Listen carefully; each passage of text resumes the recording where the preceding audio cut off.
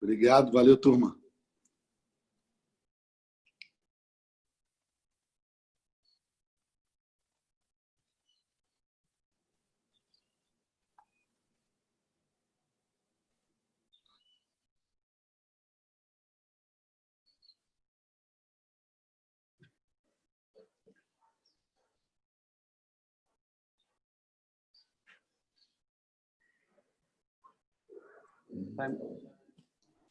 Está mudo, Frois.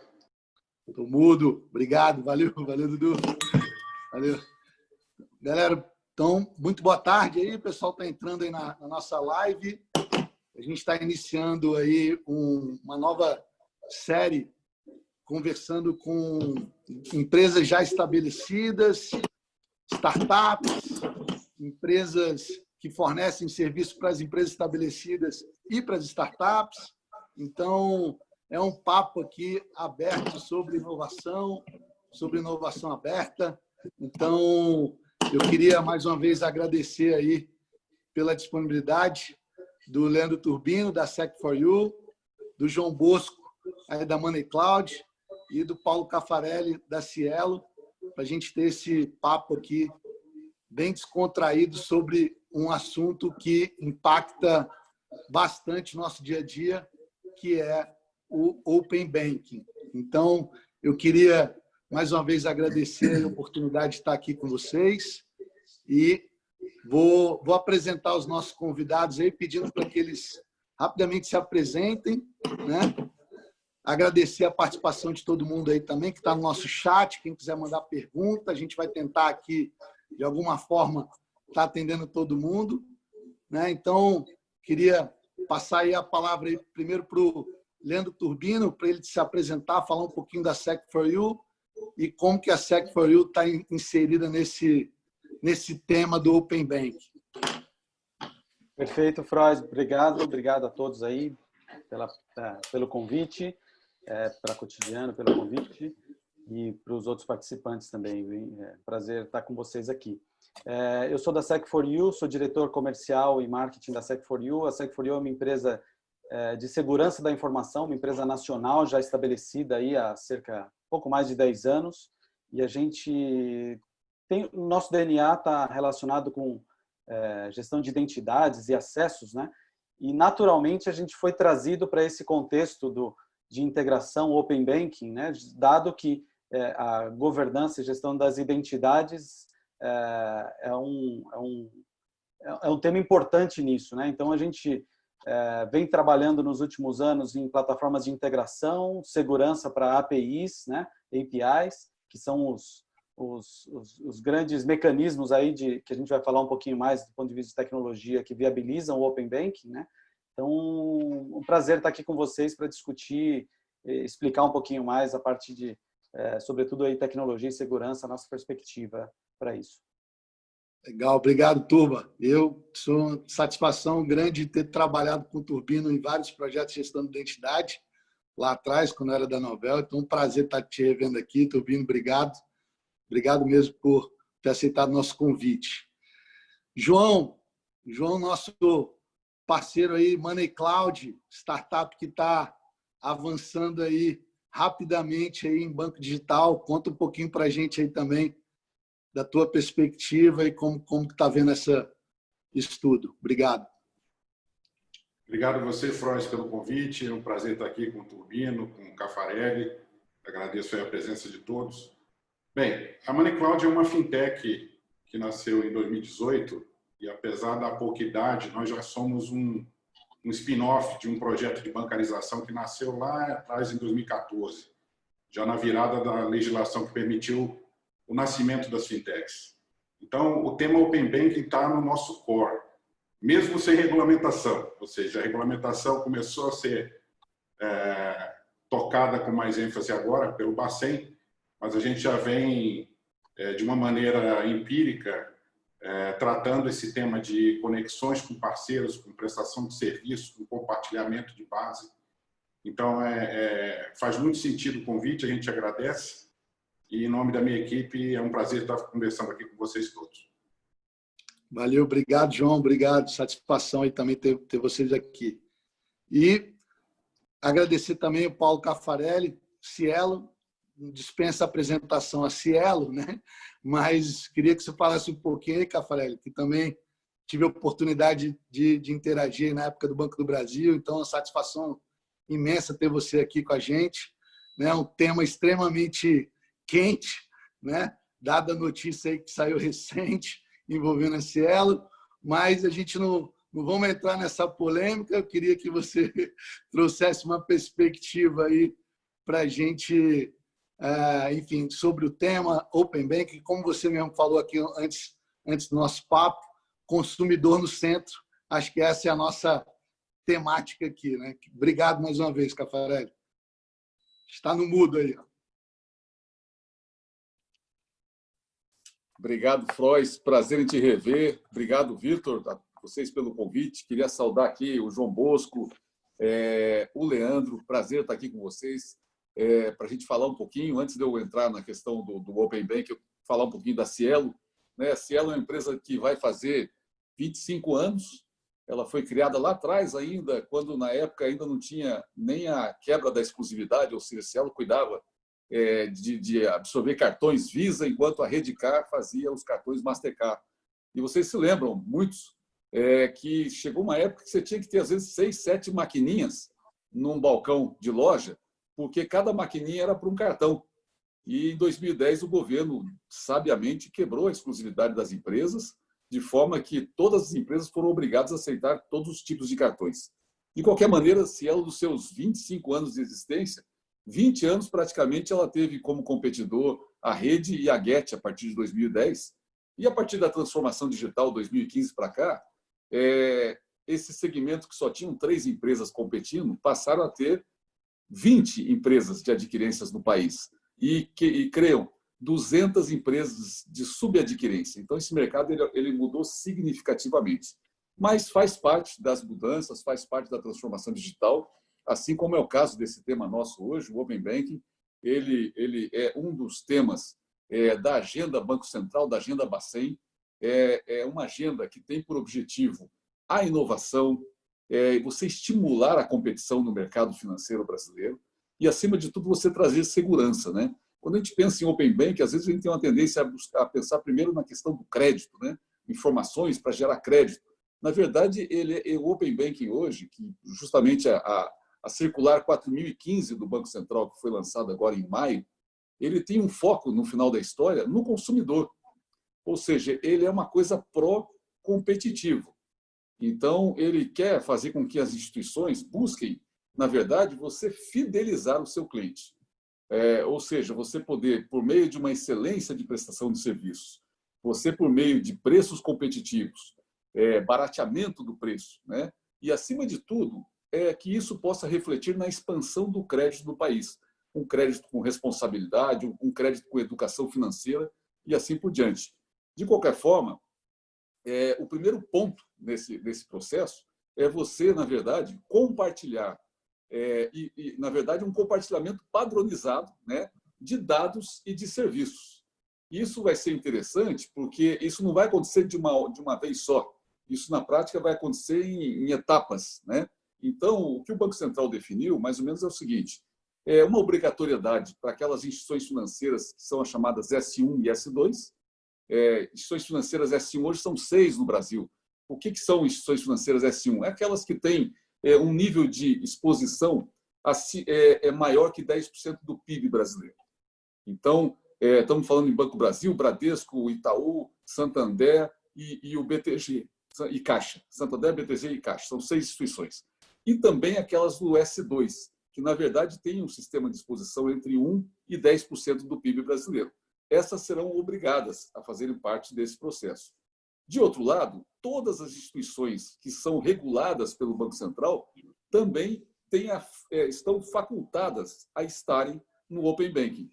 Obviamente, vai se exigir. A única coisa que o Banco Central diz é o seguinte: você não é obrigatório, mas se você vier, você tem que ter o princípio da reciprocidade. Ou seja, se você vai obter dados, você tem que trazer dados também para esse processo.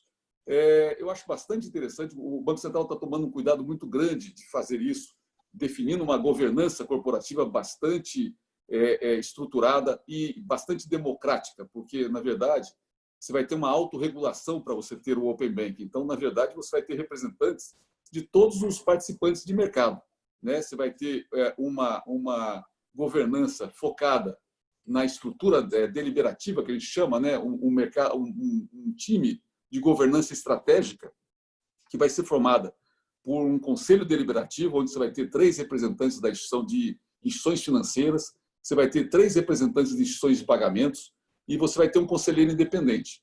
E ainda você vai ter 2 camadas, uma camada administrativa e uma camada de grupos técnicos.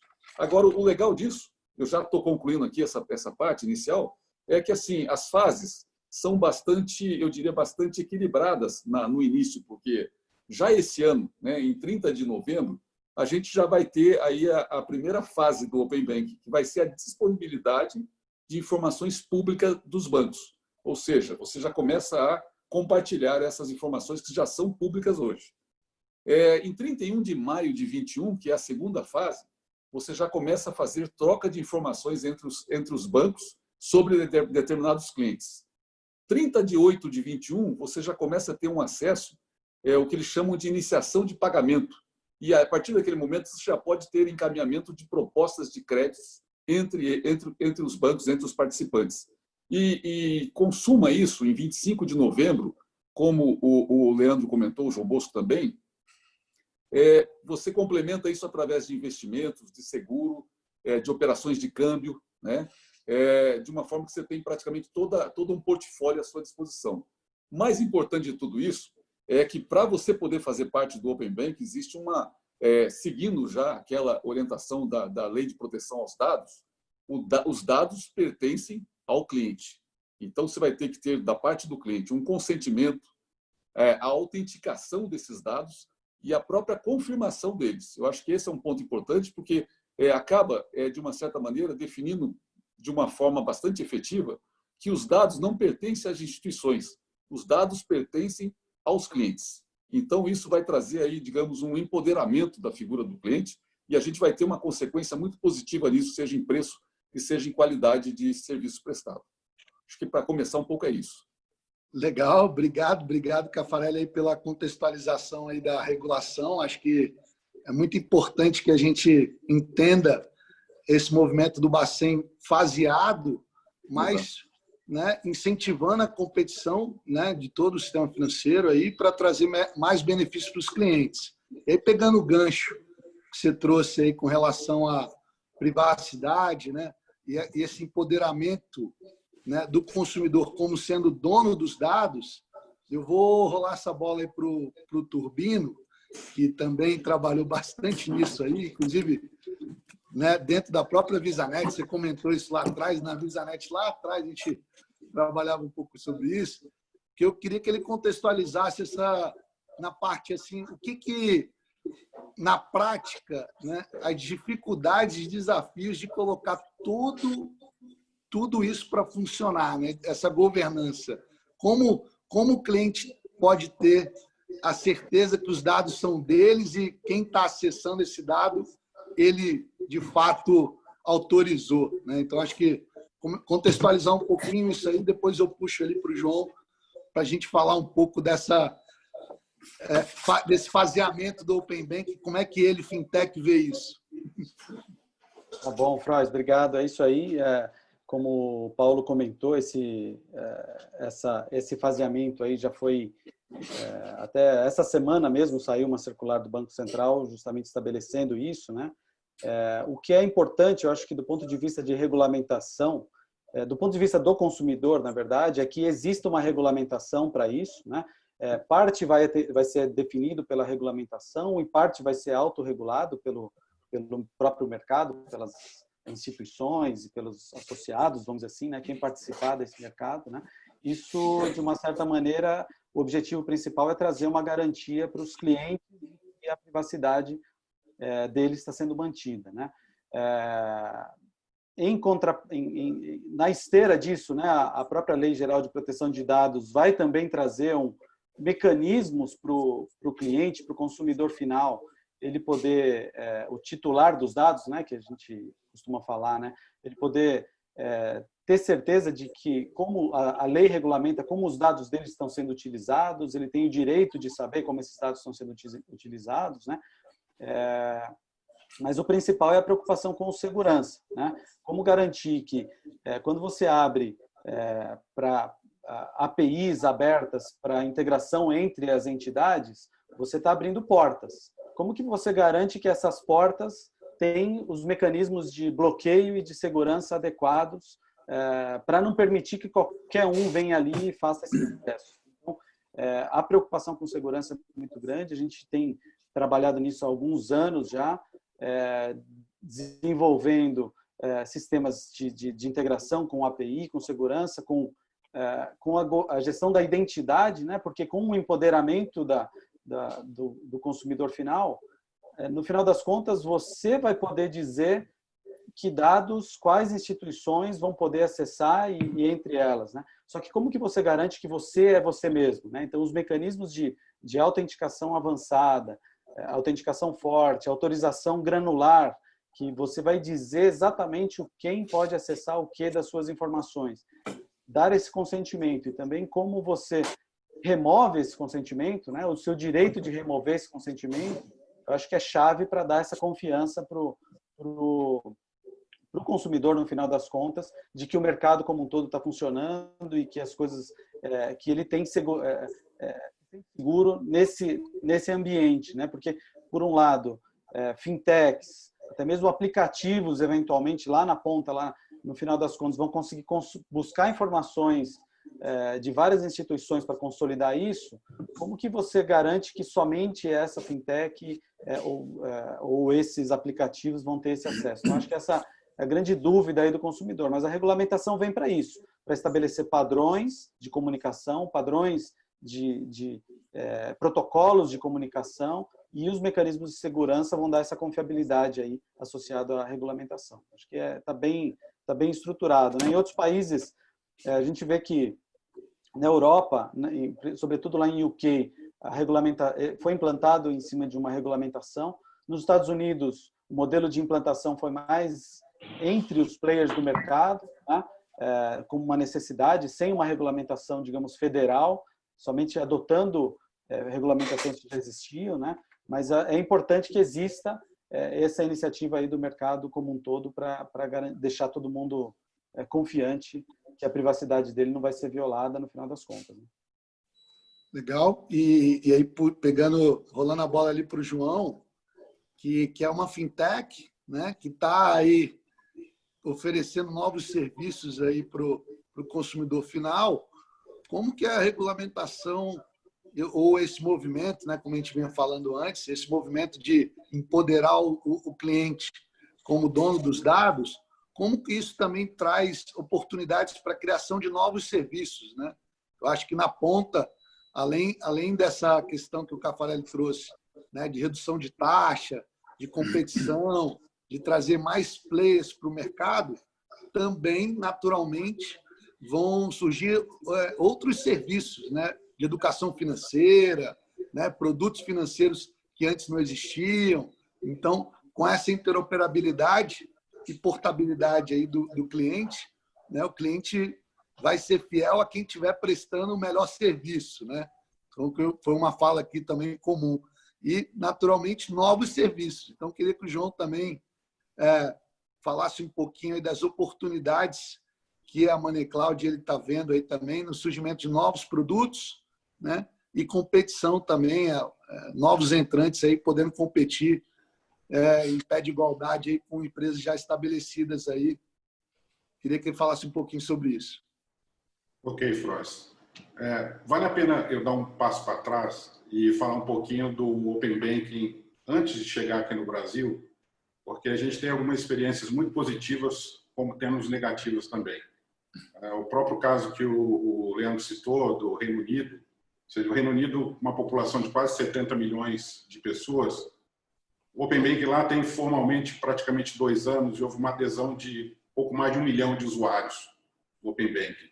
Então, ainda está uma coisa muito incipiente, mesmo regulada num país desenvolvido como o Reino Unido, isso ainda está engatinhando, né? Um outro aspecto que vale citar também é um outro projeto de Open Banking lançado na Oceania, onde a Austrália e a Nova Zelândia também implantaram projetos de Open Banking, cuja adesão também não surtiu efeitos práticos. Tá? Então, essa é uma preocupação de uma fintech pequena como a nossa. Nós estamos surfando numa oportunidade que nasceu na lei de 2013, que eu acho que foi fantástica, foi uma ação extremamente eficiente do governo e do Banco Central brasileiro, mas existem alguns aspectos do modelo que está sendo adotado hoje no Brasil. Tem duas novidades em relação ao Open Banking brasileiro, vamos chamar assim, a outras experiências fora do Brasil. Um é a chamada reciprocidade, ou seja, quando uma instituição grande compartilha, eu escolho, eu usuário, né, correntista de um banco, não importa qual, decido compartilhar meus dados com uma fintech, ou que seja, o contrário também vale, ou seja, os dados da fintech são compartilhados com o banco grande. Então, se os dois principais motivos de se implantar o Open Banking são, primeiro, gerar competitividade, né? E, no final das contas, reduzir custo de taxa e tarifa para o cliente final, me preocupa quando esse tema reciprocidade, que não é comum a todos os projetos de Open Banking fora do Brasil, e no Brasil isso ter sido colocado como uma obrigação. Eu, inclusive, escutei algumas reações negativas de alguns bancos preocupados com isso. Ou seja, não é só o banco que vai abrir dados de cadastrais e de operação, e só para quem não conhece profundamente o que é Open Banking, as instituições vão ter literalmente acesso a tudo que você faz dentro da instituição. Desde os seus dados cadastrais, de cada movimento do seu extrato, isso vai ser exposto para a entidade que você autorizou. Então, vou levantar um outro aspecto também, que isso aí vou jogar a bola para tanto o Leandro quanto para o Paulo, que é a questão de sigilo bancário, né? Sigilo bancário é um negócio clássico no Brasil, a gente tem uma lei vigorando desde 2001. Então, vale a pena a gente ter visões não só em relação ao Open Banking como um todo. A gente tem um arcabouço de legislação no Brasil, desde sigilo bancário, a própria Lei Geral de Proteção de Dados, que é muito recente. Então, tem uma mistura jurídica que precisa ser muito bem contextualizada para que o projeto de Open Banking tenha sucesso e que, no final, gere competitividade e, consequentemente, abra oportunidades para empresas como a nossa, abra oportunidade para os próprios grandes, ou seja, para os bancos, os grandes players também terem oportunidades de avançar, eventualmente reduzindo taxas e tarifas, que esse é o objetivo final do projeto. Então, fica aqui a pontuação desses temas que estão inseridos no escopo atual do nosso Open Banking. Tá? Em relação a oportunidades para a fintech, eu só vejo com bons olhos. O fato de grandes players compartilharem suas bases de clientes com fintech, isso obviamente só abre oportunidade e cabe imaginação e competência por parte das fintechs em criarem produtos complementares dos grandes players atuais. Então, eu vejo esse é o aspecto bom do Open Banking no Brasil. Mas acho que a gente tem que pesar as duas coisas para que, no final, haja resultados positivos para o cliente, que, no final das contas, é o que interessa, né? Legal, muito, muito bom. Acho que vou deixar aí o Caffarelli pegar essa deixa aí e falar um pouquinho também, e complementando, adicionando aí uma pitadinha, que como empresas grandes, né, como o caso da Cielo, podem cooperar com startups, fintechs, para essa complementariedade, né, para justamente ampliar o seu leque de serviços, porque hoje em dia não dá para saber mais quem é concorrente de quem, né? Então, acho que isso também é uma realidade aí, né? Não dá para saber, o Caffarelli nomeou lá, né, na época da VisaNet, Redcar, GetNet, eram 3. Agora tem 200. Agora, com a explosão aí de acesso, uma empresa que antes não fornecia serviço financeiro pode vir a ser, né, um player nessa indústria. Então, vou rolar a bola para o Caffarelli e depois o Turbino complementa aí com os aspectos, principalmente de LGPD aí também. Obrigado, Caffarelli. Não, perfeito. Eu acho que o João tocou num assunto importante, que é, digamos assim, o processo de maturação que vai ter que passar o Open Bank. Eu acho que isso tem muito a ver hoje com o que a gente está assistindo, né? Quer dizer, hoje o benchmark, se é que existe um benchmark ainda, é do Reino Unido. Você tem alguns modelos interessantes, o modelo de Singapura, o modelo de Hong Kong, são modelos bastante interessantes. O regulador praticamente ele só traça orientações, quer dizer, o processo acaba acontecendo meio que sozinho.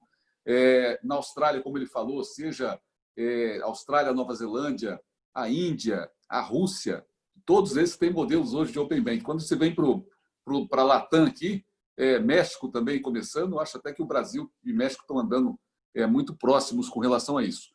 Eu faço um registro aqui, eu acho que o regulador brasileiro ele é muito respeitado no mundo todo. Eu acho que a gente passou por tantas dificuldades aqui no país, seja por conta de inflação, seja por conta política, e o regulador, seja pelas crises que nós passamos no passado, o regulador hoje do Brasil ele aprendeu a desenvolver um trabalho, porque o Brasil é atípico, né? A gente brinca, o Brasil tem jabuticabas, né? Ninguém tem no mundo, o Brasil tem. Justamente porque, na verdade, se você observar assim, pegue os grandes bancos hoje.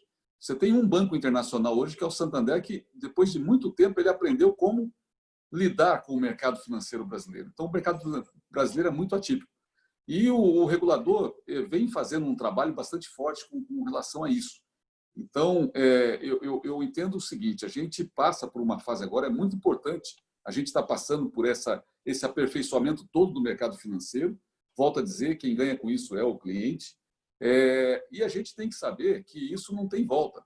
Na verdade, talvez o setor financeiro seja, em termos de transformação digital, seja o setor, talvez o setor, eu ouso dizer que é o setor mais afetado por relação a transformações digitais. E essas transformações, elas vão obrigar todos, sejam já os entes que já estavam aqui, sejam os que estão chegando, sejam os entes grandes, sejam os entes pequenos, a se adaptarem a esse novo mercado. Uma única coisa que é certa nesse mercado é a competitividade. Ou seja, nós vamos ter que ter produtos adequados. Vocês lembram que antigamente um banco, quando fazia um produto, ele fazia um produto de prateleira, era um produto que servia a todo mundo, e esse produto era vendido no canal do interesse do banco. Hoje em dia, os bancos fazem produtos customizados e ele é vendido no canal de interesse do consumidor. Então, essas ações que acontecem, como está acontecendo aqui, eu chamo de cidadania financeira, né? Empoderamento do consumidor. E eu te digo o seguinte, a gente tem um dificultador no Brasil, na minha opinião, vocês talvez vão concordar comigo, porque eu diria para você o seguinte, o volume da economia informal no Brasil ainda é muito grande. E a economia informal no Brasil, o Leandro e o João acompanham isso no negócio deles, ela usa ainda muito dinheiro físico. Isso vai ser um dificultador, porque, na verdade, quanto menos dinheiro a gente tiver no mercado, mais rápido será a nossa transformação. Agora, para você poder fazer esse movimento de tirar esse dinheiro do mercado e você poder fazer essa transformação, ela vai nos demandar muita criatividade. O Covid nos trouxe tantas coisas tristes, né? Mas uma coisa que ele trouxe foi uma aceleração desse processo. Então, eu diria para você o seguinte, na Índia foi mais fácil, o governo falou, a partir de amanhã não existe a nota tal de dinheiro, então te obriga a ir lá para o sistema de pagamentos. Aqui, se a gente não atacar essa questão do dinheiro, a gente vai ter bastante dificuldade com relação a essa migração. Porque se você parte do princípio, se metade da economia do país ela é informal, pensa em termos de arrecadação, com toda essa dificuldade fiscal que nós temos no país, quanto desses negócios gerados poderiam estar gerando impostos para a gente poder estar com a situação fiscal do país numa situação muito diferente do que essa que a gente está hoje. Então, os desafios que a gente vai ter serão muito nesse sentido, mas eu te diria o seguinte, eu acho que nós somos felizados e a gente tem que participar ativamente nesse processo de transformação, fazendo com que as coisas aconteçam, aproveitando essa democratização que o Banco Central está nos dando, seja pela autorregulação, seja pelos comitês e pelos conselhos que estão sendo criados, de nós sermos o agente de mudança disso. Ou seja, o Open Bank é um tema novo, nós podemos usar as experiências negativas lá de fora para aperfeiçoar aqui dentro, e nós podemos dar sugestões e, quem sabe, o Brasil passe a ser um benchmarking com relação à questão do Open Banking. Eu acredito muito na nossa capacidade, eu digo assim, nós somos um sistema financeiro resiliente, a gente sabe como atuar. E uma outra coisa importante tem espaço para todo mundo, tem espaço para fintech, tem espaço para bancos pequenos, tem espaço para bancos grandes, e essa é a competição, é isso que é o saudável nesse processo. Muito bom. E como você falou, né, o Brasil sempre foi exemplo do sistema financeiro, né? Aqui, acho que pelas crises todas que a gente enfrentou de inflação, tudo, a gente sempre teve um sistema financeiro muito bom, né? Muito automatizado, né? Exato. Frente a outros mercados. E, como você falou, a gente pode estar exportando tecnologia também, né? Por que não? Exatamente. Então, é oportunidade para as empresas brasileiras, né, se internacionalizarem com serviços financeiros mais robustos, né? Então, referência mundial. O Brasil é referência mundial nesse processo. Que bom. Nesse gancho aí, eu queria que o Turbino falasse um pouquinho da experiência aí de processos de segurança atendendo grandes bancos, né? E o que isso hoje traz também para as fintechs, né? Então, acho que todo mundo está preocupado com segurança, então eu queria que você, Turbino, contextualizasse essa questão da LGPD, né? Aplicativos aí que você comentou, né? Como que hoje a SEC, né, atende os grandes bancos e como isso também pode estar à disposição das fintechs, né? Empresas que estão nascendo agora também, para que essas empresas já nasçam com a mesma segurança, com a mesma proteção que os grandes bancos têm hoje. Perfeito, Frois. É exatamente isso que você falou. A gente tem dado essa preocupação aí com privacidade, na verdade, com prevenção à fraude, né? Independente até mesmo do Open Banking, da regulamentação e tudo mais, já existe uma grande tendência no mercado a desenvolver sistemas que, ao mesmo tempo, trabalhem na prevenção à fraude e, ao mesmo tempo, entreguem para o usuário experiência agradável, né? Então, o pessoal brinca de experiência Uber ou experiência Google, né? Ou seja, aquela experiência que você não precisa colocar a sua senha a todo tempo, que você vai... a instituição financeira, por exemplo, ela vai conhecendo o cliente, né? Know your customer, ele vai conhecendo os hábitos desse cliente e, a partir daí, vai determinando a experiência do usuário atrelado a fatores de segurança, né? Então, não necessariamente você pegar a senha de um cliente em qualquer transação é mais seguro do que você conhecer e garantir que ele está usando já por exemplo, um dispositivo móvel conhecido ou que já tenha sido previamente utilizado por ele ou que o comportamento está dentro do esperado, né? Então, isso já antes mesmo do Open Banking, bancos, instituições financeiras, a gente trabalha muito com os bancos digitais aí, poderia nomear, tem pelo menos uma meia dúzia de bancos digitais novos aí do país que utilizam tecnologia nossa, garantem essa experiência, né? E com o que a gente entende é que isso vai ser obrigatório, mandatório para todas as instituições, né? Você garantir que o que um cliente está acessando, ele é ele mesmo, né? Como falei anteriormente, garantir que ele se autenticou adequadamente, utilizando os fatores de segurança adequados, os múltiplos fatores de autenticação, né? Isso é algo que já vem acontecendo justamente para garantir que ele está fazendo acesso aos recursos, os recursos a que ele tem direito, né? Então, a gente tem feito isso bastante, e isso vem além, né? O Open Banking ele fez uma junção desse modelo de prevenção à fraude, autenticação avançada, com um modelo de gestão de consentimento, que é algo muito presente na Lei Geral de Proteção de Dados, né? Que é uma demanda da Lei Geral de Proteção de Dados, que o cliente precisa dar o consentimento de como os dados dele estão sendo utilizados. E o Open Banking faz a junção dessas duas coisas, a prevenção à fraude e a gestão do consentimento, né? Então, é algo também que as empresas, apesar de serem regulamentações diferentes, a legislação de privacidade e a do Open Banking, elas se complementam e acabam atingindo o mesmo fim, né? Então, a gente tem visto o mercado se movimentando para atender, sobretudo a LGPD, que está aí para entrada em vigor aí em agosto, né? Caso ainda não mude, né? A gente, dadas as situações aí, muita coisa mudou. Já foi alterado, as penalidades ficaram para o ano que vem, né? Para agosto de 2021.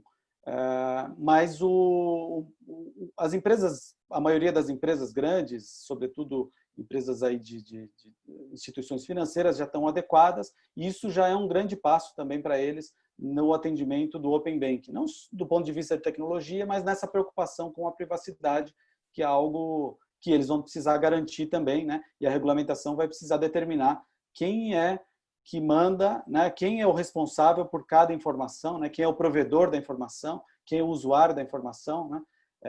E quem é o responsável em casos aí de problemas de privacidade e tudo mais, né? Mas eu acho que já essa adequação tecnológica as empresas estão fazendo, e isso tem sido bem positivo, seguramente já vai contribuir. Até pegando o gancho do que o Paulo comentou, quando a gente fala que o mercado financeiro brasileiro ele é muito maduro, né?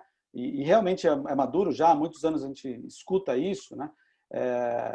E o fato da gente estar vendo a implementação de Open Banking e a legislação de privacidade nos outros países acontecendo antes de nós, né? A gente tem aqui como se fosse uma máquina do tempo em que a gente consegue realmente ir aproveitando aquilo que já está acontecendo de bom nesses lugares e aqui já conseguir construir algo que seja factível, pegando o que é de bom, eliminando eventuais falhas, né? Eu acho que esse modelo que a gente está conseguindo implementar aqui, um pouco depois, por exemplo, da legislação que veio de privacidade na Europa ou do Open Banking na Europa, nos dá essa possibilidade de aproveitar isso. Acho que a gente tem que ver isso com muito positivo, e tenho certeza que a nossa regulamentação vai ser talvez a mais moderna do mundo quando se fala em Open Banking e privacidade. Tenho certeza que a gente vai estar muito bem em termos de regulamentação quando isso entrar em vigor.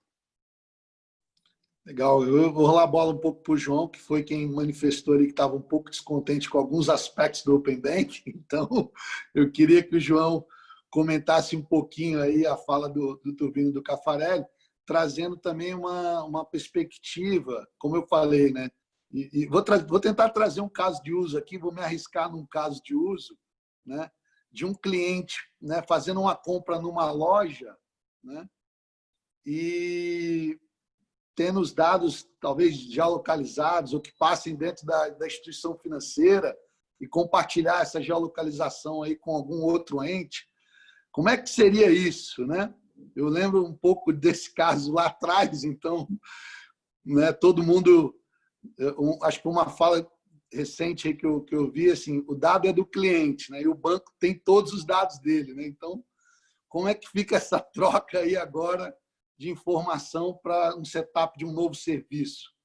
Fala aí, João, dá seu teu testemunho aí em relação a esse caso de uso e como poderia ser isso aí num setor regulado. Não, e mais, Freud, quem é a bronca, né? Se os dados Se o dado vazar, né? Vazar, de quem que é a culpa? Ou seja, se é da origem que compartilhou ou se é do destino que foi compartilhado, né?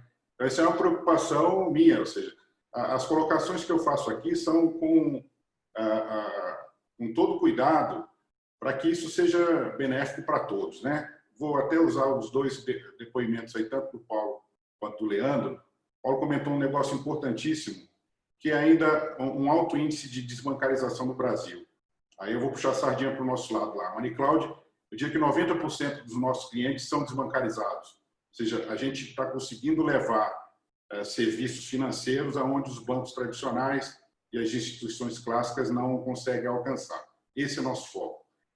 Aliado ao ataque a esse tipo de público, o Open Banking, que eu vislumbro como o ideal para o Brasil, é aquele que eu consigo montar parcerias para prover serviços para esse meu cliente final sem haver uma contaminação de concorrência. Ou seja, por que eu vou beneficiar meu concorrente?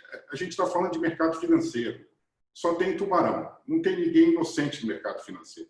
Então, quando a gente fala que vai compartilhar dados com o seu concorrente, isso tem que ser visto com o máximo de cautela para não parecer que nós somos todos irmãos.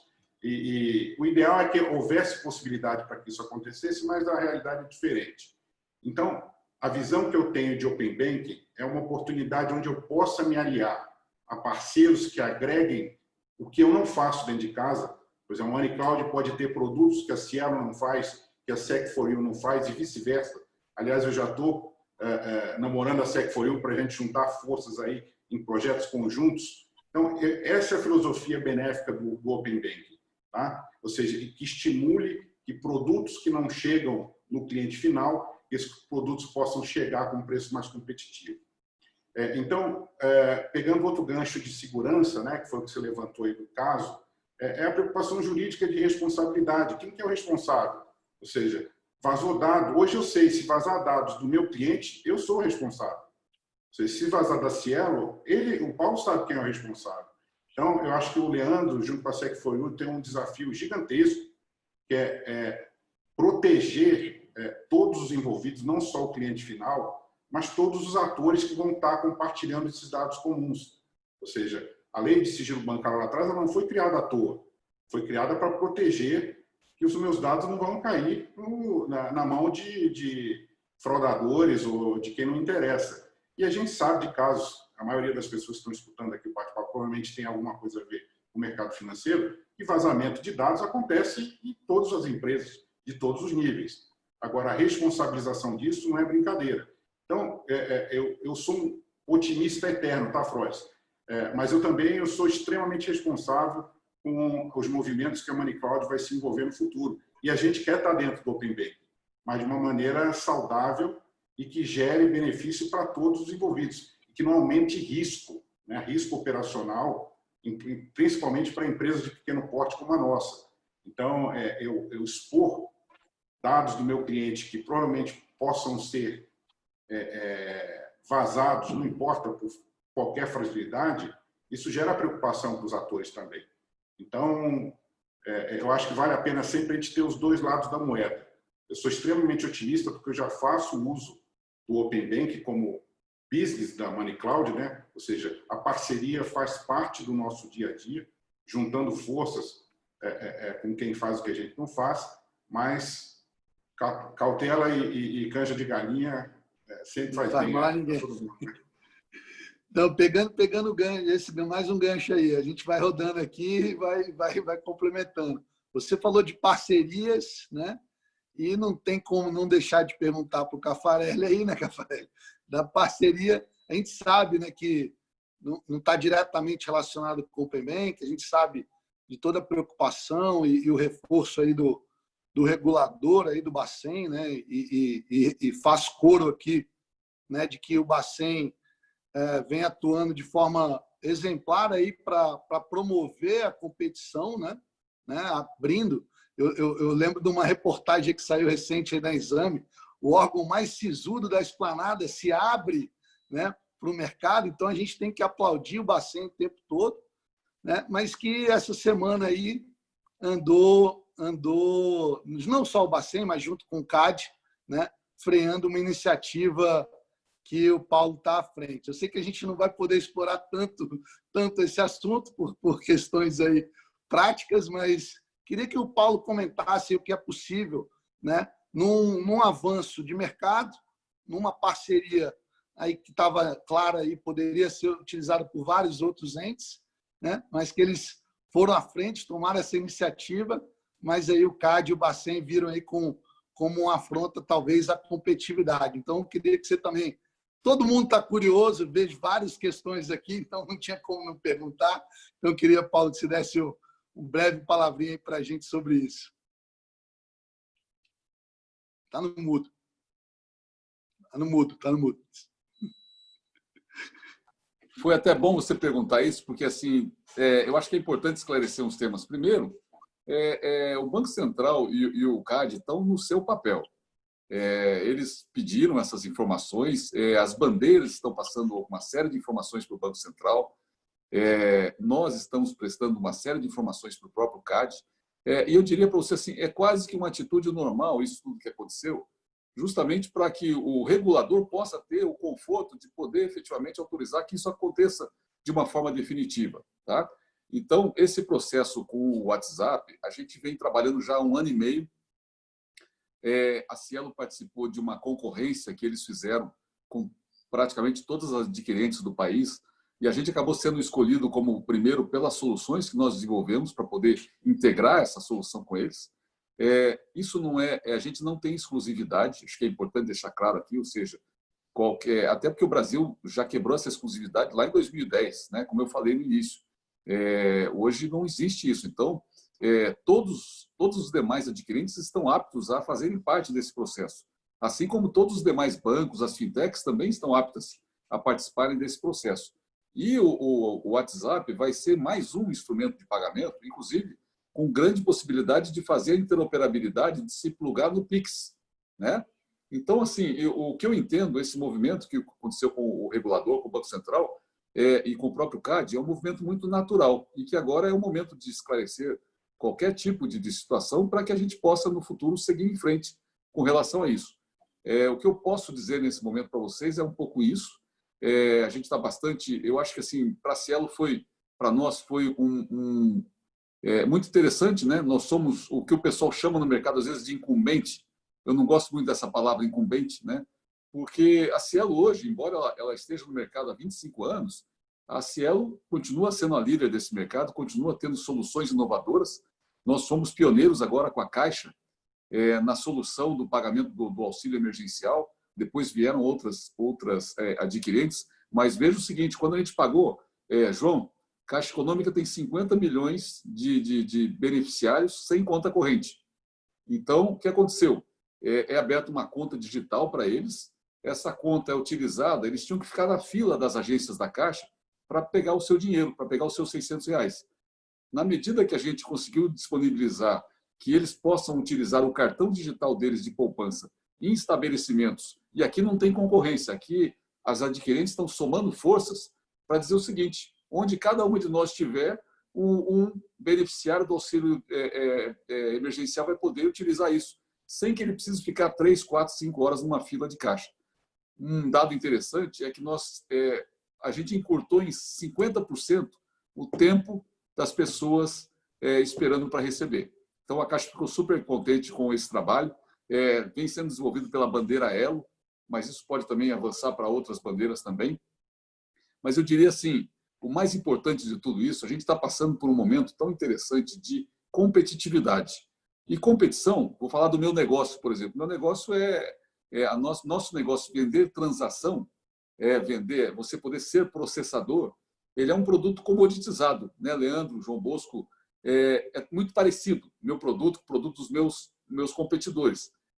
O que diferencia isso? Preço diferencia, marketing diferencia, tecnologia diferencia, disponibilidade, propaganda, mas no final da história, eu diria para você o seguinte, tudo vai se resumir na experiência do cliente.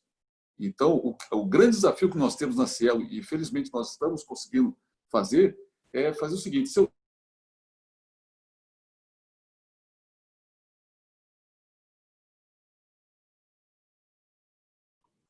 avançar, e quando... Opa, deu uma congelada? Voltou.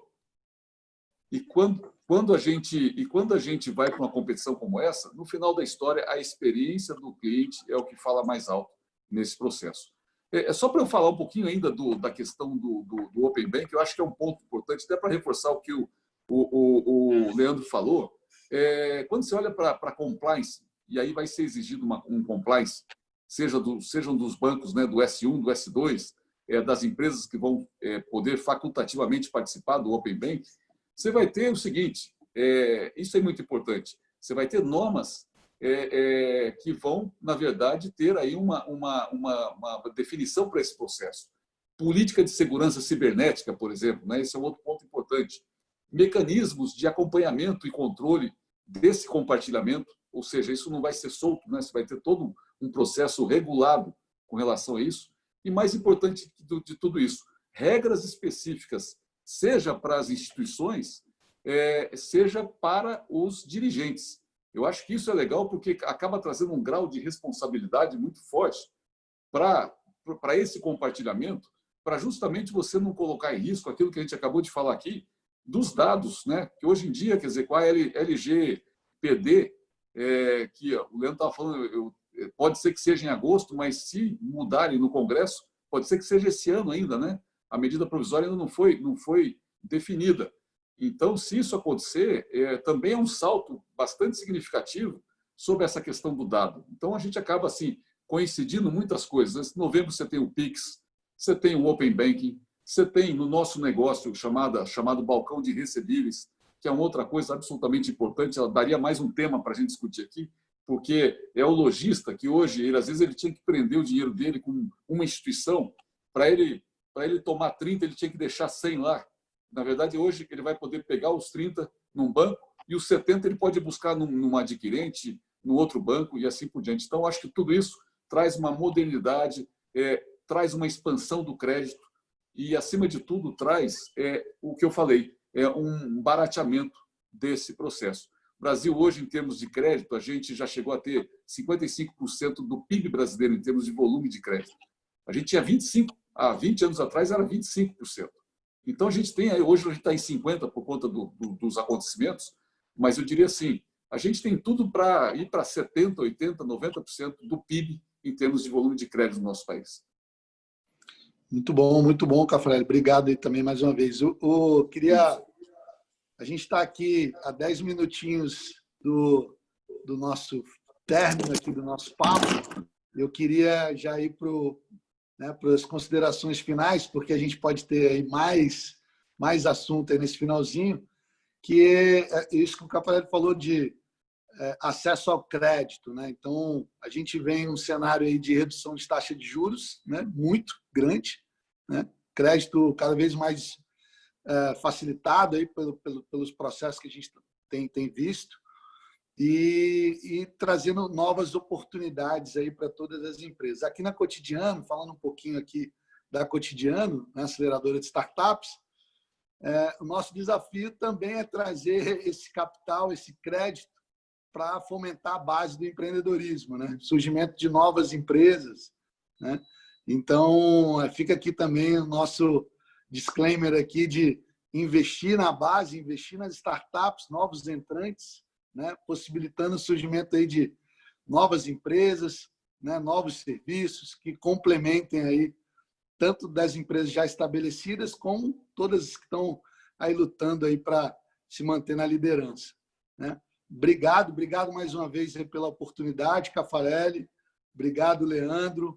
Obrigado, João. Eu queria que cada um aí passasse aí rapidinho uma mensagem aí a respeito do futuro, né? Pudesse fazer deixar uma mensagem para quem está nos acompanhando aí com relação ao tema do Open Bank e tudo que a gente falou aqui, né? E deixar só uma mensagem final aí para a turma que está acompanhando nossa live aqui.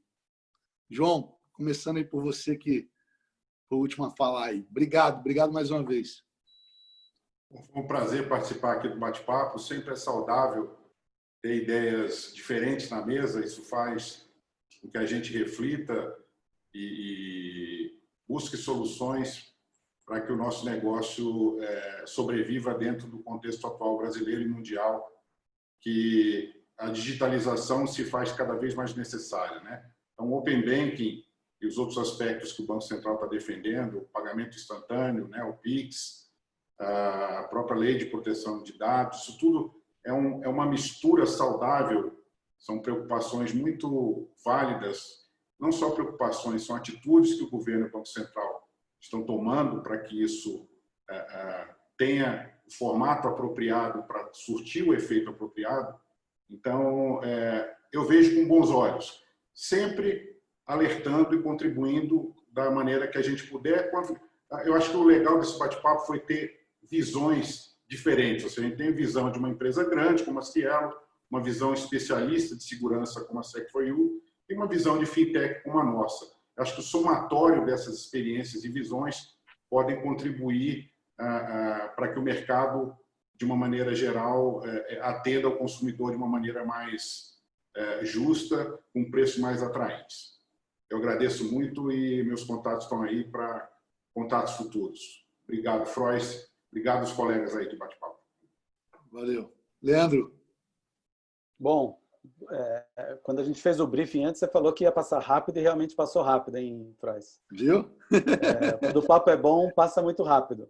Mas fico feliz de ter esse papo aqui, essa oportunidade. Eu acho que, assim, bom, desnecessário aí dizer, né, tudo que foi falado, grandes pensadores aí do mercado, conhecem bem o mercado, sabem do que estão falando. Acho que para a gente é importante isso. Acho que eu queria deixar como mensagem, né, a preocupação, obviamente, ela é de segurança, atrelado à experiência do usuário, né, e o próprio Open Banking ele vem para trazer isso, né, segurança e experiência do usuário, de como que você pode entregar mais produtos, mais benefícios, mais acessos para o usuário, sem ele precisar entrar no site do banco dele, ou sem ele precisar interagir somente com uma instituição. Ele consegue, a experiência dele fica muito mais aberta e muito mais ampla, né? Mas a preocupação com segurança ela é real e a gente está aí para ajudar nisso. Temos ajudado bastante empresas, instituições financeiras, empresas do setor de pagamentos, praticamente os principais players do setor de pagamentos, os principais bancos, né, contam com a gente, e a gente espera continuar ajudando nisso, trazendo inovações para o mercado. A gente trouxe várias inovações, tanto para a LGPD, para atendimento à LGPD, como para atendimento à prevenção à fraude, experiência do usuário, né? E a gente continua fazendo isso. Então, acho que as perspectivas são boas. Temos muita coisa para fazer ainda e isso que é bom, né? Tem que ter trabalho. Diante de tudo que está acontecendo, o que a gente precisa é ter trabalho, ter coisa para fazer, trazer inovação, buscar coisas novas. Estamos aí para isso, tá bom? Muito prazer conversar com todos vocês aí. Obrigado pelo convite mais uma vez. Valeu, Turbino. Paulo, mensagem final aí para todo mundo que acompanhou a gente aqui. André, agradecer você, agradecer o Vitor mais uma vez pelo convite, agradecer o Leandro e o João. Foi um prazer estar aqui com vocês, a gente poder fazer esse bate-papo. Foi muito rápido, realmente, né? Mas a minha mensagem é de muito otimismo. Eu acho que nós, no Brasil, fazemos parte aí de um dos países mais avançados, né, na tecnologia bancária, na tecnologia digital. E eu diria para você o seguinte, vou contar uma historinha muito rápida aqui. E nos anos 80, eu era office boy do Banco do Brasil e a minha função era ficar na sala de autoatendimento para segurar o cliente para ele não entrar dentro da agência do banco para poder utilizar o caixa tradicional ou falar com as pessoas. Eu tinha que segurar ele na sala para ensinar ele a usar o ATM, né? O dispensador de dinheiro, de extrato, aquela coisa toda. O que eu quero dizer hoje é que a transformação digital ela está acontecendo de uma forma, uma velocidade que nunca aconteceu. E o Covid, como eu falei, acabou acelerando esse processo no nosso país. Então, tantas coisas mudaram nesses últimos 3 meses, né, na vida de todos nós. E a gente sabe que, tirando essa parte triste, como eu falei no início, a gente vai sair desse processo com uma lição muito grande. Mas essa lição ela só é possível por conta desse momento de transformação digital. Se isso tivesse acontecido há 10 anos atrás, quem é que ia conseguir trabalhar em home office? Quem é que ia conseguir melhorar a sua produtividade, como a gente está conseguindo nesses dias, trabalhando à distância da nossa empresa? Não é isso? Então, eu trago uma mensagem bastante otimista, dizendo o seguinte: vamos aproveitar essa aceleração da transformação digital e vamos fazer com que o nosso país seja sempre uma referência nesse mercado. E o Open Banking não deixa de ser mais um elemento para a gente fazer isso. Muito obrigado pela oportunidade. Obrigado, Caffarelli. Obrigado mesmo. Falei para a turma que ia passar rápido, passou. A gente poderia ficar aqui horas e horas e horas conversando. São todos especialistas aí no tema. Uma vivência, uma jornada incrível. E muito obrigado mesmo pela oportunidade da Cotidiano estar juntando essa turma aí de feras aí no tema. Esse é o início de uma série de outros encontros que a gente vai ter em outros segmentos também. Né? Como o Caffarelli falou, transformação digital, né? Covid acelerou e a gente, como aceleradora de startup aqui também, promovendo a integração das startups com as grandes empresas, fazendo essa salada aí, de todo mundo se unindo em prol do cliente, né? Em prol dos colaboradores, dos parceiros, de todos os stakeholders, para a gente ter aí um movimento de ganha, ganha, ganha mais adequado, ganha o cliente, ganha a empresa, ganha a sociedade. Então, obrigado mais uma vez, satisfação enorme. Obrigado, Dudu, obrigado, Vitor, valeu, até mais, Muito um obrigado. abração para todo mundo aí. Valeu, gente, tchau, tchau. Obrigado, Valeu. Vitor. Muito obrigado. Valeu, gente. Boa noite. Obrigado por Boa tudo. noite, boa noite. tchau, tchau. Abraço. Tchau, gente. Abração. Abração.